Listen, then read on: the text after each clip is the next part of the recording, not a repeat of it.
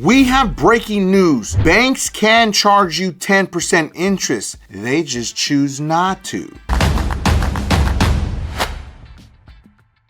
For the first time in decades, a credit card company just blinked and they capped interest rates at 10%. Not because they want to, but because Donald Trump threatened the entire industry. So let me ask you something real. Have you ever paid more in interest than what you actually originally bought? I'm talking a $1,000 balance that somehow turned into $1,600. A minimum payment that never seems to move. A credit card bill that feels like it's a life sentence. Apparently, things in the game are actually changing. And what happens next could either help millions of struggling people or completely cut them off from credit forever. So stay with me because this story is not what the headlines want you to believe. This week, Bilt Rewards dropped a massive bombshell on America. They announced 3 new credit cards with interest rates capped at 10%. Hear that again, 10%.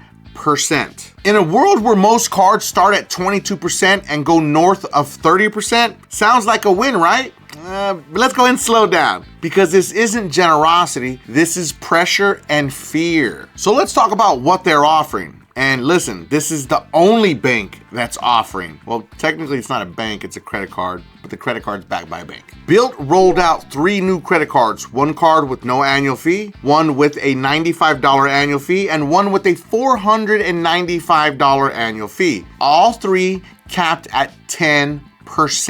Of course there's a catch. It's only for 1 year and only on new purchases. After that, interest rates jump as high as 34.74%. So why even do this? Because politics just walked into banking. That's why. So when people say politics has nothing to do with credit, Mike, I mean, are you really legitimately that slow? It's pretty obvious. Politics runs everything in the finance world. Just days before this announcement, Trump publicly went after credit card companies. Not quietly, not behind closed doors, publicly. He called out 20% APR, 25% APR, and 30% plus APRs and said Americans were being ripped off. And then he escalated. He told lawmakers to push the Credit Card Competition Act, a bill that targets $200 billion a year in swipe fees alone that banks collect every year, every time you swipe your card. And let's be clear, the Credit Card Competition Act was created by Bernie Sanders and AOC, and it was presented to them through the Biden administration. And for some reason, everyone said it was ridiculous and it wouldn't work. But here we are now. Translation, he threatened their profit engine, and Wall Street heard it loud and clear. So Bilt moves fast, not because they love you, but because they don't want to be on the wrong side of this political firing squad. But here's the even crazier part. He made the comment, if they don't adhere to this by January 20th, they're breaking the law and we will deal with them accordingly. I mean, not those exact words, but very similar. But they're not breaking any laws. There's no laws to be broken. It's like, what are you talking about, bro? So let's be honest for a minute. Who pays the most interest? It's not the wealthy. It's not the people who pay balances in full. It's single parents, hourly workers, people using credit to what? Survive. People that are choosing between groceries and minimum payments. Credit cards aren't luxury tools for them. They're lifelines. Rent, gas, food, emergencies. So of course when people hear 10% interest, it feels like hope. Like maybe the system finally noticed. But hope without context is very dangerous. And of course, we have to talk about what the banks are really saying. Wall Street's response was immediate. Citigroup said caps would slow the economy, and they're not wrong. You can't just rip out billions of dollars out of the economy and act like it's not a big deal. And of course, Bank of America warned of unintended consequences. JP Morgan Chase said this would radically change their business.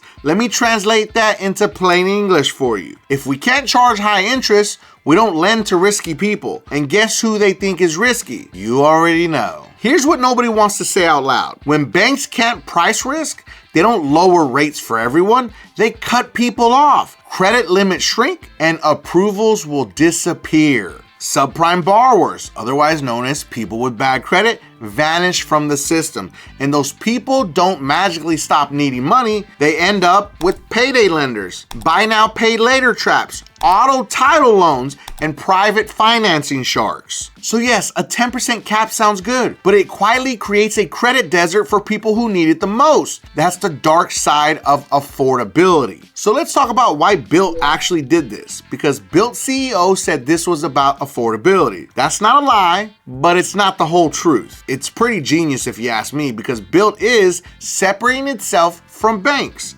positioning as consumer friendly, and protecting itself from regulation. And then of course, the biggest one of all, winning public opinion. Because let's not forget, they already cut ties with Wells Fargo. The card program now runs through cardless. And this is a calculated move, a hedge, and a signal to regulators that say, we're cooperating. I wanna give a special shout out to all my beasters out there that are working hard to fix their credit using DisputeBeast, the most advanced AI credit repair software ever created that comes with a 110% money back guarantee, but specifically to Kenneth. Kenneth's credit score went up 282 points after just one round with DisputeBeast. And Arthur's credit score went up 670 points after just 2 rounds with DisputeBeast. But let's not forget Destiny. Destiny's credit score went up 264 points after just 1 round with DisputeBeast. DisputeBeast's link is going to be in the video description and pinned at the top of the comments for anyone that needs to fix their credit. So now that they're out of the entire banking system, I decided to actually apply for one of their cards because I wanted to see the entire process. And I thought it was pretty crazy that there's no hard inquiry to see if you're approved. And I was declined. To my shock, I was like, what? I'm declined? Now don't forget, I don't need any more credit cards. I said I wasn't gonna get any, but I wanna see the process so I can come back and tell you exactly what it's like. Because I have more than 60 credit cards. So this isn't about a need, it's about learning their process. But let's put it up on the screen so everyone can see this denial. Because remember, when you get denied for any type of credit product, they're gonna send you an actual email or a letter in the mail to let you know why you were declined. Now see exactly what it says. It says, thank you for applying for the Bilt Palladium, blah, blah, blah, blah. Your application can't be approved at this time because no Innovis references found. Now, Innovis is a emerging credit reporting agency that a lot of banks and credit application processes are using now. But it makes no sense because it says no Innovis references found. Are you telling me I'm not in Innovis's system? What does this even mean? I'm gonna get to the bottom of it and I'll come back and I'll make a whole video about it, because this is something I've been warning people about, that it's not just about the big 3 credit bureaus anymore. Innovis is a major player in the game. Last part's the most important. Now let's get back to the story and talk about why this story matters more than you actually think. Because this isn't just about one company, this is about a shift. Credit is becoming political. Interest rates are becoming talking points. Banks are choosing who deserves access. And when access tightens, the poor feel it first. This is how systems change. Not overnight, not quietly, policy by policy, card by card. So here's the real question. Do you want cheaper credit if it means fewer people get access at all? Or do you think banks should be forced to stop profiting off of desperation? Of course, there's no easy answer, but pretending this doesn't affect working people is a lie. If you've ever been trapped by interest, paid minimums for years, or used credit just to survive, I want you to comment interest is a trap if you agree. Or comment cut them off if you think banks should be forced to cap rates no matter what. Because this isn't theoretical, this is your money, this is your future, and this is your access. And the next move is coming fast. And if you have any collections, charge-offs, or negative items that you need to delete from your credit reports, make sure to watch this video right here, because it's gonna show you how AI will do all the work for you, mail your letters, and it comes with the 110% money back guarantee. And if you felt that I brought you some value in this video, make sure that you don't forget and subscribe to increase your credit score.